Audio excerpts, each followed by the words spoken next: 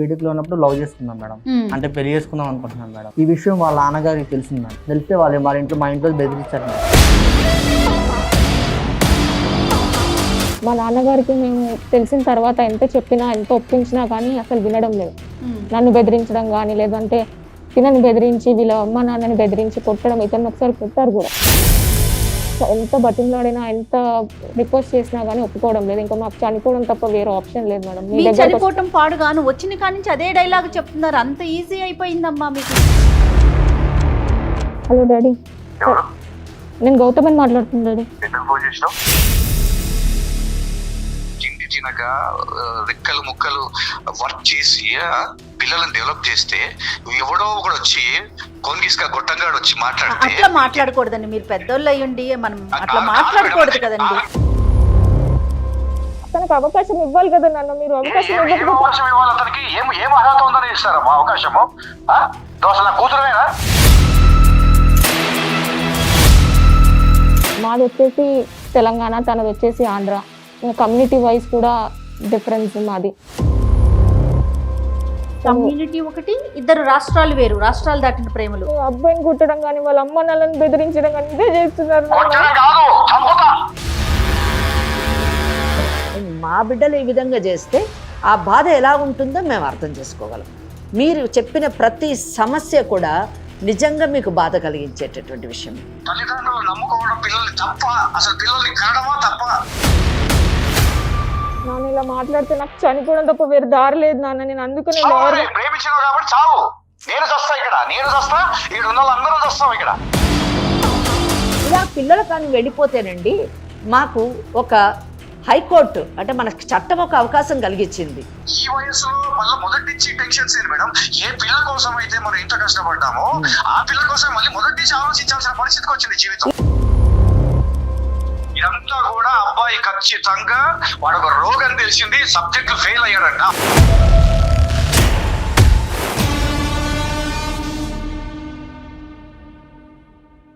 Legal advice కార్యక్రమానికి స్వాగతం. అమ్మా నమస్తే. నమస్తే అండి.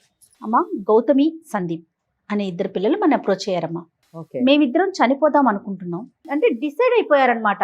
ఓకే, వాళ్ళకి అంత కష్టం అంత కష్టం ఏమొచ్చిందో ఒకసారి మనం తెలుసుకుందాం. అంటే ఇంట్లో తల్లిదండ్రులు ఉంటారు, సమాజం ఉంటుంది, చుట్టాలు ఉంటారు, ఇంకా వాళ్ళకి వేరే ప్రపంచంతో సంబంధమే లేదంటమ్మా.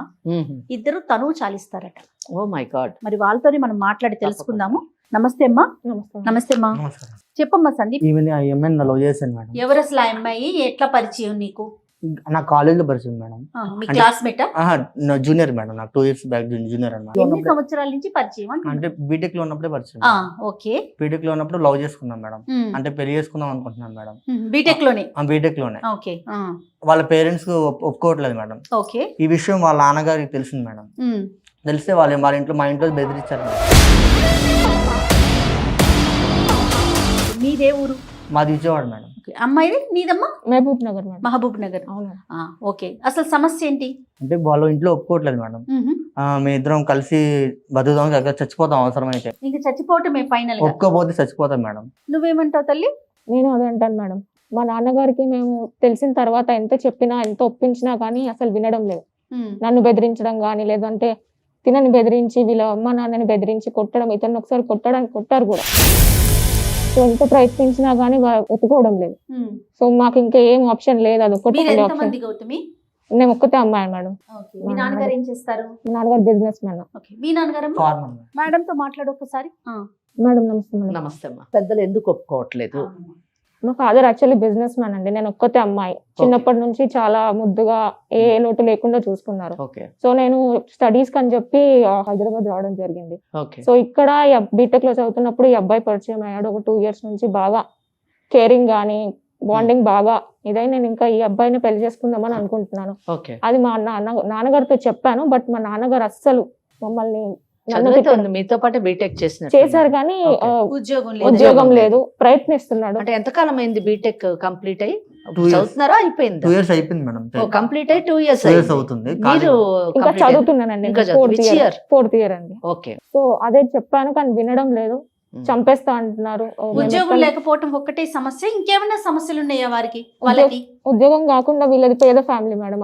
మీ నాన్నగారికి తెలుసా వాళ్ళ ఫ్యామిలీ బ్యాక్గ్రౌండ్ గురించి ఇవన్నీ నువ్వు చెప్పావా? మాట్లాడారా ఆయన? మాట్లాడారండి. సో అయినా కానీ వెళ్ళి బెదిరించడం కానీ, ఎలా చేసుకుంటావు, కొట్టడం కానీ ఇలా చేశారు మేడం. ఎంత బతిమలాడినా, ఎంత రిక్వెస్ట్ చేసినా గానీ ఒప్పుకోవడం లేదు. ఇంకా మాకు చనిపోవడం తప్ప వేరే ఆప్షన్ లేదు మేడం. మీ చనిపోవటం పాడు గాను వచ్చిన కాడి నుంచి అదే డైలాగ్ చెప్తున్నారు. అంత ఈజీ అయిపోయిందమ్మా మీకు. మీ ఇంట్లో పరిస్థితి ఏంటి? ఒప్పిస్తాను మేడం. నువ్వు ఒప్పిస్తావా? ఒప్పిస్తాను మేడం ఇంట్లో. కొద్దిగా నేను అదే ఏదో మంచి కష్టపడి జాబ్ తెచ్చుకొని అమ్మాయిని చూసుకుందామనే ఉద్దేశంతో ఉన్నాను మేడం. వాళ్ళకి చెప్తే వాళ్ళ పేరెంట్స్ ఒప్పుకోకుండా మా పేరెంట్స్ మీద బెదిరిస్తారు మేడం. ఇంటికి వచ్చి కొట్టి అదంతా బెదిరించడం అవసరం? వాళ్ళు కొట్టి మేమే ఇద్దరం కలిసి చచ్చిపోతాను మేడం. 2 years నుంచి నువ్వేమన్నా ట్రయల్స్ లో ఉన్నావా? జాబ్ కోసం ట్రై చేస్తున్నా? అంటే బ్యాక్లాగ్స్ ఉన్నాయి మేడం, అవి కొద్దిగా క్లియర్ చేసుకున్న తర్వాత చేసుకుందాం అని చెప్పి మేడం. మీ ఇద్దరు పెళ్లి చేసుకుని ఎలా బతుకుతారు? నువ్వు తన్నెలా పోషిస్తావు? రేపొద్దున అంటే మీ ఇద్దరేనా? రేపు మూడో వాళ్ళు వస్తారు మీ జీవితంలోకి, ఎలా పోషిస్తావు నువ్వు? ఏదో పని చేసుకుంటా మేడం. అంటే ఇది సినిమా కాదు కదా నాన్న. ఏదో ఒక పని చేసేసుకొని తెల్లారిపాటికి నువ్వు కోటేశ్వరుడైపోయి ఉద్యోగం చేసేసుకొని సంపాదించేసేయడానికి ప్రాక్టికల్ గా ఆలోచించండి. అదే ఇబ్బంది పడుతున్నారేమో వాళ్ళ నాన్నగారు. ఇక్కడ మేడం ఒక్కటి, వాళ్ళ తల్లిదండ్రులు ఎందుకు వద్దంటున్నారు అన్నదే ఆలోచించాలి. అవునమ్మా. తల్లిదండ్రులు ఎప్పుడు కూడా వ్యతిరేకిస్తుంటారు, ఆనాటి నుంచి ఈనాటి మటుకు కూడా. ఎందుకు వ్యతిరేకిస్తారంటే వాళ్ళు ప్రేమకి వ్యతిరేకులు కాదు, శత్రువులు కాదు. వాళ్ళు కేవలము వాళ్ళ భవిష్యత్తు, ప్రేమికుల యొక్క భవిష్యత్తు ఎలా ఉంటుంది అని చూడగలుగుతారు వాళ్ళ జీవితానుభవంతో. అమ్మ అసలు నీకు ఎందుకు ఇష్టం? Madam caring madam. మా నాన్న కంటే బాగా చూసుకున్నాడు. ఒకరినొకరిని అర్థం చేసుకోవడంలో కానీ, నాకు ఏ ప్రాబ్లం వచ్చినా కానీ మా నాన్న కంటే ఎక్కువ బాగా చూసుకున్నాడు. సో అది అర్థం చేసుకోవడం నాకు చాలా బాగా నచ్చింది. ప్రేమ చూపించేది నాకు, నా జీవితాంతం కలిసి ఉంటుందా అని చెప్పి పాపం మాట్లాడేది నాతో. అలాంటి వాళ్ళు నాకు లైఫ్ లాంగ్ బాగుంటారని అనుకుంటాం కదా మేడం. మాటలు కాదు కదా మేడం, వాళ్ళు పెట్టినా పెట్టపోయినా మాటలు అనేవాళ్ళు మేడం. ఆ మాటలకి ప్రేమించి నాకు కనెక్ట్ అయ్యాయి మేడం కొంచెం బాగా. గౌతమి ఒక పేద పిల్లోడిని ఎంచుకొని ఆయనలోని ఏమీ ఆశించకుండా తన జీవితం ఆ పేదరికంలో ఎలా కొనసాగుతుందో తను అర్థం చేసుకునే వయసు ఉంది, చదువు ఉంది. అలాగే ఆ అబ్బాయి కూడా తన యొక్క సహాయాన్ని లేదా తన యొక్క మాటల తీరుని ఇవన్నిటిని మెచ్చుకోవడం, ఆ సంస్కారాన్ని గౌరవించడం కూడా ఒక మంచి విషయం. కానీ ఇక్కడ పెద్దలు ఎందుకు వద్దంటున్నారు అన్న విషయానికి చాలా కారణాలు ఉండి ఉండొచ్చు. కానీ ఆ కారణాలు ఏంటో వీలైనంత మటుకు వాళ్ళ తల్లిదండ్రుల ద్వారా మనం వింటే బాగుంటదేమో అని నేను అనుకుంటున్నాను. మీ నాన్నగారితో ఏమన్నా మాట్లాడదామా? ఒకసారి మాట్లాడతారంటావా? ఆయన మాట్లాడదాం. మాట్లాడేకి ముందు బలమైన కారణాలు ఏమైనా ఉన్నాయా? మేడం మాది వచ్చేసి తెలంగాణ, తనది వచ్చేసి ఆంధ్ర. కమ్యూనిటీ వైజ్ కూడా డిఫరెన్స్ మాది. సో ఈ రీజన్స్ మా నాన్నకి కమ్యూనిటీ ఒకటి, ఇద్దరు రాష్ట్రాలు వేరు, రాష్ట్రాలు దాటిన ప్రేమలు. ఇంకా డబ్బు మెయిన్. మేము బాగా రిచ్ ఫ్యామిలీ, వాళ్ళది వచ్చేసి అసలు ఏం లేదు. న్యాచురల్లీ ఉంటది అది. గౌతమి కాల్ చేయనా? హలో హలో డాడీ, నేను గౌతమిని మాట్లాడుతున్నా డాడీ. ఎందుకు ఫోన్ చేసినావు? డాడీ ఏంటి డాడీ ఎలా అంటావు? అసలు నీకు ఒక తండ్రి అనే గౌరవాన్ని నువ్వు ఇస్తున్నావు ఫస్ట్? డాడీ అలా కాదు డాడీ, నేను చెప్పిన మాట కూడా మీరు వినాలి కదా. ఏం వింటావమ్మా? మిమ్మల్ని కని పెంచి కష్టపడి ఇన్ని సంవత్సరాలుగా అల్లారు ముద్దుగా చూసుకుంటే మీ అంతగా మీకు కాళ్ళు వచ్చి రెక్కలోకి వచ్చి ఎగిరిపోతే మేము ఎంత తిప్పలు పడుతున్నాం ఇక్కడ. ప్రేమించిన వాడిని కూడా మీరు ఒకసారి అర్థం చేసుకోవాలి కదా నాన్న. ఏది ప్రేమించుకోవాలమ్మా? ఏది ప్రేమించుకోవాలి? ప్రేమించేవాడికి ఒక అర్హత ఉంటుంది. ఫస్ట్ ఆఫ్ ఆల్ గుర్తుపెట్టుకో. నేను ఎంత అల్లారు ముద్దుగా చూసుకున్నావో ఇక్కడ మొత్తం ఊళ్ళో తల మొత్తం ఎత్తుకోకుండా చేసిన పరిస్థితి తెచ్చావు నువ్వు. అలా కాదు నాన్న, నేను మీకు చెప్పాను కూడా కదా. మీరు ఒకసారి చూసి ఒక తనకు అవకాశం ఇవ్వాలి కదా నాన్న. మీరు అవకాశం ఇవ్వాలి అతనికి. ఏం అర్హత ఉందని ఇస్తారమ్మా అవకాశము? నువ్వు అసలు నా కూతురువేనా? ఎంత ముద్దుగా చూసుకున్నా నువ్వు కాలు కింద పెడితే కందిపోతుందేమో నా కూతురని రెక్కలు ముక్కలు కష్టపడి నీ కోసం ఇంత చేస్తే కాళ్ళు కొని నువ్వు కావాల్సిన ఫోన్లు అన్ని ఇప్పిస్తే నువ్వు ఒక్క దెబ్బతో తండ్రి అనే విషయాన్ని మర్చిపోయినావు నువ్వు. నాన్న ఇలా మాట్లాడితే నాకు చనిపోవడం తప్ప వేరే దారి లేదు నాన్న. చనిపోమ్మా, ఇక్కడ మేము కూడా వస్తూనే ఉన్నాం తెలుసా. ఊర్లో తల ఎత్తుకోలేక ఎట్లుందంటే పరిస్థితి. ఎక్కడ కూతురు ఎక్కడ? ఏ సమాధానం చెప్తావు? ఎక్కడ పోయినా చెప్తావు? నాన్న మీకు ఊరు పరువు కావాలా? మీకు కూతురు ఇది కావాలా నాన్న చెప్పండి. ఆ విషయాన్ని నువ్వు కూడా ఆలోచించాలి. ఆ విషయాన్ని నువ్వు కూడా ఆలోచించాలమ్మా. తండ్రిగా నువ్వు గౌరవం ఏమిచ్చినావు, ఇంత కష్టపడి పెంచినావు కదా, ఒక్కసారి ఒక్క నిమిషం నువ్వు ఆలోచించావా? మా నాన్నగారు ఎంత నా కోసం చేశారు, ఏది కావాలంటే అది ఇప్పించారు, ఏది కావాలంటే చేశారు. అలాంటి నాన్నకి ఒక మాట చెప్పాలి, నాన్నకు కూడా ఒక ఇష్టాలు ఉంటాయని నువ్వు ఏనాడైనా చెప్పినావా? నాన్న నేను ప్రేమించాను కానీ పెళ్లి మాత్రం చేసుకోలేదు కదా నాన్న, అది మీకు ఒప్పించి చేసుకుందామని నేను ఇప్పటిదాకా మీరు బతిమలాడుకుంటూనే వచ్చాను. కానీ మీరు మాత్రం అబ్బాయిని కుట్టడం కానీ వాళ్ళ అమ్మ నాన్నని బెదిరించడం కానీ ఇదే చేస్తున్నారు. ఇద్దరిని చంపుతా నేను చెప్తున్నా, మంచిగా చెప్తున్నా.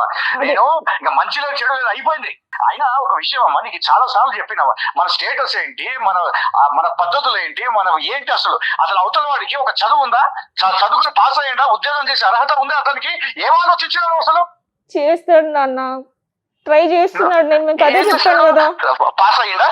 అవ్వలేదు కానీ ట్రై చేస్తున్నాడు నాన్న. మళ్ళీ ఇప్పుడు బ్యాక్ లాస్ రాస్తున్నాడు. నువ్వు చూస్తలేవా మన ఫ్యామిలీలో ఫారిన్ కంట్రీస్ వెళ్ళిన వాళ్ళే, చదువుకున్న వాళ్ళకి ఉద్యోగాలు లేక రోడ్ల మీద పెట్రోల్ బంకులో పనిచేస్తున్నారు. ఈ ఊర్లలో ఉండే వాళ్ళు వీళ్ళు ఎలా నేర్చుకుంటారు, ఎలా పాస్ అవుతారు, ఎలా నిన్ను పోషిస్తారు?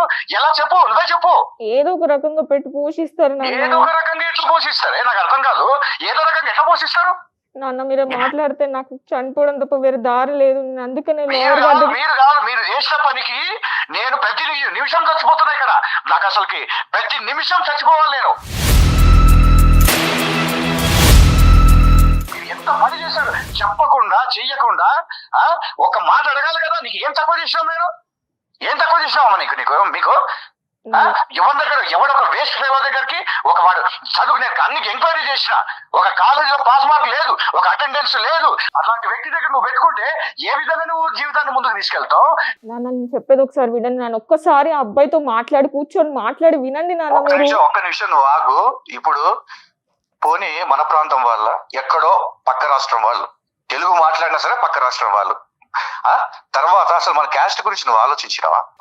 మనకు ఒక స్టేటస్ గురించి నువ్వు ఎప్పుడైనా ఆలోచించినావా? నేను రేపు నీకు చిన్నప్పుడు చెప్పేమని గుర్తుందా? నేను ఇళ్ళ రికం తెచ్చుకుంటానమ్మా నీకోసం, ఎంత ఖర్చు పెట్టానా సరే నేను అన్నానా లేదా?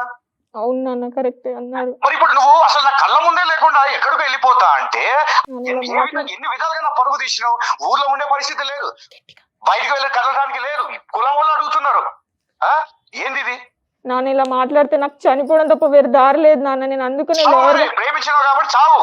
నేను చస్తా ఇక్కడ, నేను చస్తా, ఇక్కడ ఉన్న వాళ్ళందరూ చస్తావు. ఇక్కడ నువ్వు ఒకదానివే కాదు, నీ వల్ల అందరు సమస్యలు అనుభవిస్తున్నారు. నాకు ఎంత నరకం ఉందంటే, నేను ఎప్పుడు నా జీవితంలో నాకు ఆస్తులు లేకపోయినా, తల్లిదండ్రులు ఇచ్చినా లేకపోయినా, నేను ఎప్పుడు బాధపడలే. నా కూతురు కూతురు కూతురు కూతురు అని చెప్పుకొని తిరిగినా కదా, అదే చివరికి నాకు శాపంగా మారిపోయింది. మీరు కూతురు అని అంటున్నారే కానీ మీరు అలా అర్థం చేసుకోవట్లేదు నాన్న. మీరు నేను ప్రేమించానని చెప్పినప్పుడు ఒక్కసారి కూర్చొని మాట్లాడాలి కదా. నేనైతే రాను నాన్న. నేను ఉంటే ఆయనతోటే ఉంటాను, పెళ్ళంటూ చేసుకుంటే అబ్బాయినే చేసుకుంటాను. నేను నాకు అర్థం అయితలేదు ఎందుకు ఇట్లా మాట్లాడుతున్నావు. పక్కన మాట్లాడిస్తున్నాడా? నాన్న నేను చనిపోతాను నాన్న మీరు ఇట్లా చేస్తే. సావే, నువ్వు సావు, లేదంటే నేనే వచ్చి చంపుతా. ఎక్కడ చెప్పండి. ఆగండి ఒకసారి ఇటు నాకు. హలో నమస్తే అండి, నేను జయానండి, సుమన్ టీవీ నుంచి మాట్లాడుతున్నాను, లీగల్ అడ్వైజ్ అనే ప్రోగ్రామ్ నుంచి. పాప అంటే తప్పుగా అనుకోకండి, మీ బాధని మేము అర్థం చేసుకోగలము.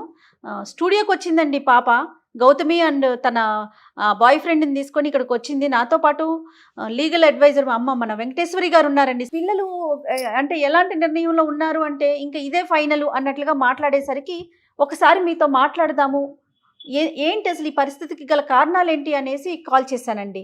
నేనే చేయమన్నాను. మేడం ఇది చెప్పాలంటే ఒక తండ్రిగా పరువు తక్కువ, సిగ్గు తక్కువ విషయాలు ఇవన్నీ కూడా. కాకపోతే నాలాగా ఈ తండ్రుల ఆవేదనలు కూడా నేనంటే ఏం మాట్లాడే పొజిషన్ లో లేను మేడం. ఎందుకంటే ఎట్లా ఉందంటే పరిస్థితి చెప్పలేము. ఇక్కడ మాకు ఊర్లో నేను ఎంతో అల్లారు ముద్దుగా పెంచుకున్న అమ్మాయి ఈరోజు ఇలా చేస్తుందంటే అది ఒక తండ్రిగా అంటే సరే, ఈ సమాజంలో తండ్రులు పడుతున్న కష్టాలు నష్టాలు కూడా మీరు తెలుసుకోవాల్సిందే. తప్పకుండా మీకు ఆ గౌరవం ఇవ్వాలన్న ఉద్దేశంతోనే మీకు ఒకసారి ఫోన్ చేయమని చెప్పాం. పిల్లల మాట వినకుండా మీరు అంగీకరించకపోవటానికి బలమైన కారణాలు మీ వైపున ఉన్నవి. మేడం ఇక్కడ ఏంటంటే అండి, చాలా మంది సెంటిమెంట్ ఫెలోస్ గా చాలా మంది ఉంటారు మేడం. చిన్నప్పటి నుంచి అందరూ కూడా ఈ కాలంలో ఎవరు లేరు. కానీ తండ్రిగా మాత్రం ప్రతి ఒక్క వ్యక్తి ఇలానే ఆలోచిస్తాడని మాత్రం నేను ఒక తండ్రిగా అనుకుంటున్నా. అయితే ఒక అమ్మాయిని అసలు ఒక అమ్మాయి పుట్టంగానే అమ్మాయి భవిష్యత్తు గురించి ఆ అమ్మాయి ఇలా ఉండాలి, ఇలా తిరగాలి, ఇలా ఒక అబ్బాయితో ఇచ్చి పెళ్లి చేయాలి, ఇలా ఫ్యూచర్ లో వాళ్ళు ఒక ఇంట్లో ఉంచాలి అని మేము కష్టపడింది ఎందుకు మేడం? చిన్నప్పటి నుంచి కూడా తిండి తినక రెక్కలు ముక్కలు వర్క్ చేసి పిల్లలను డెవలప్ చేస్తే ఎవడో ఒకడు వచ్చి కోన్గిస్కా గొట్టంగాడు వచ్చి మాట్లాడితే అట్లా మాట్లాడకూడదండి. మీరు పెద్దోళ్ళు అయ్యుండి మనం అట్లా మాట్లాడకూడదు కదండి. మేడం ప్రేమించిన వ్యక్తికైనా ఫస్ట్ ఆఫ్ ఆల్ ఒక అర్హత ఉండాలి మేడం. నేను కనుక్కున్నా, వ్యక్తి గురించి కనుక్కున్నా. అర్హత అంటే మీరు అంగీకరించకపోవడానికి కారణం ఏదన్నా చెప్పండి ఒక్కసారి నాకు. నా కూతుర్ని నేను బాధ్యతగా పెంచి ఎప్పుడో చిన్నప్పటి నుంచి నేను ఆస్తులు ఆ పిల్లకు కూడబెట్టుకుంటూ వస్తున్నా. ఓకే ఓకే కూడబెట్టుకుంటూ వస్తున్నా. అవతల వ్యక్తి ఎలా ఉన్నాడంటే నేను కొన్ని విషయాలు తెలుసుకున్నా. కేవలం ఆస్తి కోసమే ఈ ట్రాప్ జరుగుతుందని. ఇదంతా కూడా ఒక ట్రాష్ మేడం. ఇదంతా పెళ్లి చేసుకుంటారు, అయిపోయిన తర్వాత పిల్లలు ఏం చేస్తారు అనేది కూడా ఒక క్లారిటీ లేదు. ఇదంతా కూడా అబ్బాయి ఖచ్చితంగా వాడు ఒక రోగం తెలిసింది, సబ్జెక్టులు ఫెయిల్ అయ్యాడంట. అవును మేడం, ఒకవేళ వీళ్ళు పెళ్లి చేసుకుంటే ఎలా బతుకుతారు మేడం? ప్రతి మనిషికి పరువు ఉంటుంది మేడం. పరువు అంటే మేడం మనం సంపాదించుకున్న ఆస్తులు ఇవన్నీ కాదు మేడం, మన పిల్లలు. నా పరువే నా పిల్లలు అయినప్పుడు ఆ పిల్ల ఎవరితో తిరుగుతూ ఎక్కడెక్కడో తిరుగుతూ ఈ రోజు వచ్చి నేను చచ్చిపోతా అంటే ఎలా అవుతుంది మేడం? వాళ్ళు చావడం కాదు మేడం, నేనే చంపేస్తాను. వాళ్ళని చంపి నా భార్యను కూడా చంపి నేను చచ్చిపోతా. సమస్య అన్నిటికీ చావే పరిష్కారం అండి. మీరు అదే మాట మాట్లాడుతున్నారు. మీ కూతురు కాబట్టి ఆ పిల్ల కూడా అదే చెప్తా ఉంది. మరి ఏం చేయాలి మేడం? ఇప్పుడు పరువు పోయి ప్రతిష్ట పోయి అసలు ఊర్లో నేను నిజంగా మేడం ఒక తండ్రిగా చెప్పాలంటే నా వల్ల బతుకుతున్నామంటే బతుకుతున్నాం మేడం, అంతే. కాదండి, నాతో పాటు అమ్మ అడ్వకేట్ వెంకటేశ్వరి గారు ఉన్నారు. ఒక్కసారి మాట్లాడండి అమ్మతో. హలో హలో నమస్కారం అండి మేడం. నమస్తే అండి. నాకు ఈ కేసు అంతా వింటూ ఉంటే చాలా ఆశ్చర్యంగా, చాలా నవ్వు కూడా వస్తుందండి. సేమ్ మేడం, ఇదే పరిస్థితి ఊర్లో మొత్తం ఇదే ఎదుర్కొంటాం మేడం. ఎట్లా ఉందంటే అది ఒక తండ్రిగా నేను ఇంకా చెప్పుకోలేదు. లేదు నేను అర్థం చేసుకోగలను. ఎందుకంటే మీ పిల్లలు చేసినటువంటి ఈరోజు మీకు తీసుకొచ్చినటువంటి సమస్య మీకు కొత్త. కానీ మాకు అడ్వకేట్గా ఎన్నో కేసులు మేము చూస్తూ ఉంటాము. తల్లిదండ్రుల బాధని మేము అర్థం చేసుకోగలము. అలాగే పిల్లలు ఎదుర్కొనేటటువంటి సమస్యలను కూడా మేము అర్థం చేసుకోగలం. అదే మాట్లాడదాం. మీరు కొంచెం ఓపెన్ మైండ్తోని ప్రశాంతంగా వింటే తప్పకుండా ఈ సమస్యకి సొల్యూషన్ చావు కాదు. మా బిడ్డలు ఈ విధంగా చేస్తే ఆ బాధ ఎలా ఉంటుందో మేము అర్థం చేసుకోగలం. మీరు చెప్పిన ప్రతి సమస్య కూడా నిజంగా మీకు బాధ కలిగించేటటువంటి విషయం. ఈరోజు వాళ్ళు చేసినటువంటి పని మీకు ఊర్లోని మీరు తలెత్తుకోలేకుండా సమాధానం చెప్పలేనటువంటి ఒక భయంకరమైనటువంటి బాధ పరిస్థితిలో మీరు ఉంటారన్నది నేను అర్థం చేసుకోగలను. లేదు మేడం, బాధని కాదు మేడం. చెప్పాలంటే ఎట్లంటే అసలు మేమిద్దరం భార్యాభర్తల ముందు చచ్చిపోవాలనిపిస్తుంది. కానీ ఫస్ట్ దీనికి అంతటికి ఇలాంటి ఈ సంఘటన అంటే ప్రతి తండ్రి కూడా ప్రతిసారి ఇలా ఎందుకు రియాక్ట్ అవుతుంటారు మేడం అంటే ఇలా తల్లిదండ్రులు నమ్ముకోవడం పిల్లల్ని తప్ప, అసలు పిల్లల్ని కనడమా తప్ప. కనీసం నా లైఫ్ అయినా వాళ్ళకి మెసేజ్ ఇస్తుందేమో అనేసి చివరిసారిగా నేను ఇలా ఎవరు చేయకూడదని అంత గట్టిగా నిర్ణయం తీసుకున్నాను మేడం. ఎందుకంటే తిండి తినబుద్ధి అవ్వట్లా, అసలు ఒక బయటికి వెళ్ళబుద్ధి అవ్వట్లా.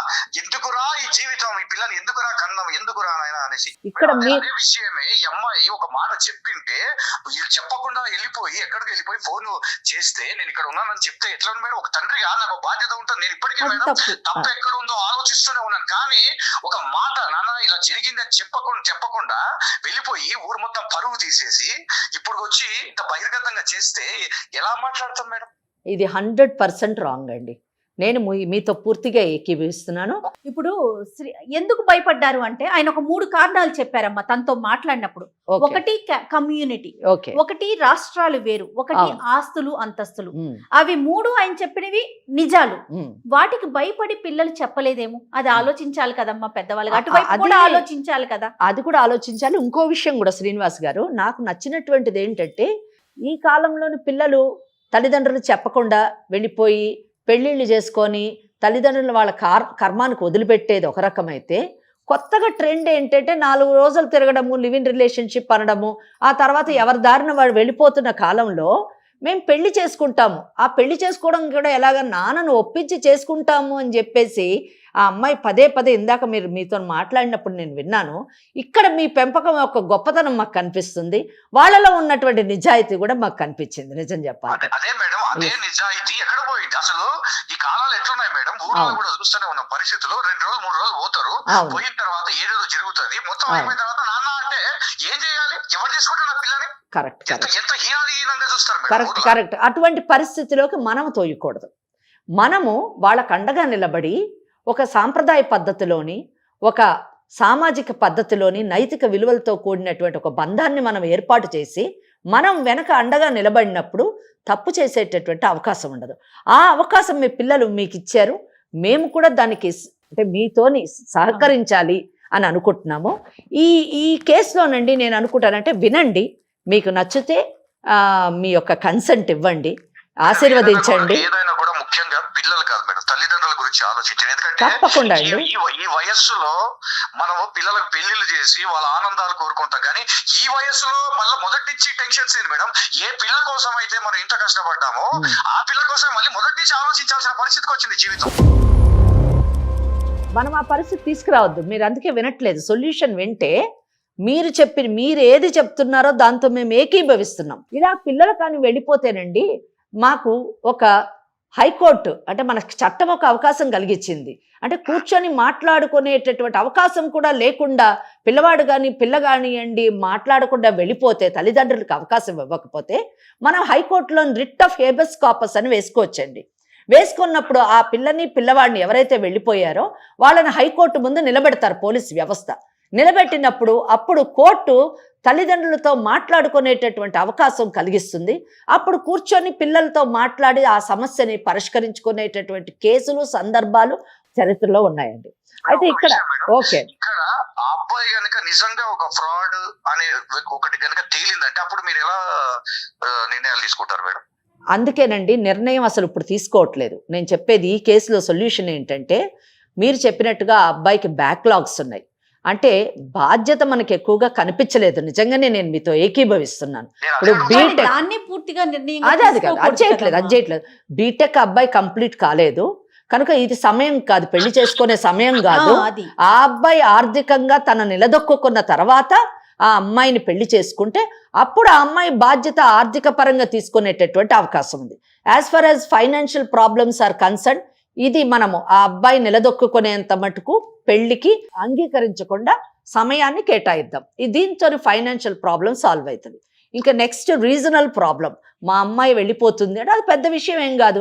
మీ అమ్మాయి మీరున్నటువంటి ఊర్లోకే ఆ అబ్బాయి వస్తాడు, షిఫ్ట్ అవుతాడు, అక్కడే జాబ్ చేసుకునేటటువంటి పరిస్థితులు మీరు ఏర్పాటు చేయొచ్చు. మీరే అన్నారు కదా, మా అమ్మాయికి నేను అన్ని విధాలా సమకూర్చాను అండి అంటే ఆ అబ్బాయిని పెళ్లి చేసుకున్నప్పుడు ఆ అబ్బాయికి కూడా అవన్నీ లభించినట్టే కదా.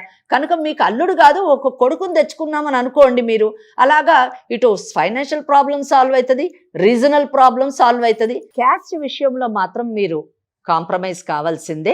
అయితే ఒక్క విషయం, ఇక్కడ మనము పెద్దవాళ్ళగా కాస్త కూల్గా ఆలోచించాలి. ఎందుకంటే మీకు ఎలాగా పెద్దలకి లీగల్ రెమెడీ ఉందో అలాగే రేపు పిల్లలకు కూడా రెమెడీ ఉంది. ఎందుకంటే రేపు వాళ్ళిద్దరూ పెళ్లి చేసుకొని మీకు చెప్పకుండా మా ఇద్దరికి ప్రొటెక్షన్ కావాలి, మేమిద్దరం భార్యాభర్తలము అని కోర్టుకు కానీ వాళ్ళు ఆశ్రయిస్తే తప్పకుండా కోర్టు వాళ్ళకి ప్రొటెక్షన్ ఇస్తుంది. ముఖ్యంగా వాళ్ళు పెళ్లి చేసుకునే అవకాశం కూడా ఉంది, ఎందుకంటే బోత్ ఆర్ మేజర్స్. కనుక అక్కడ చట్టపరంగా పెళ్లి చేసుకోవడానికి మేజర్స్ అయితే సరిపోతుంది. సెక్షన్ 5 ఆఫ్ హిందూ మ్యారేజ్ యాక్ట్లో ఉన్న కండిషన్స్ ఫుల్ఫిల్ అయిపోతే పెళ్లి చేసుకోవచ్చు.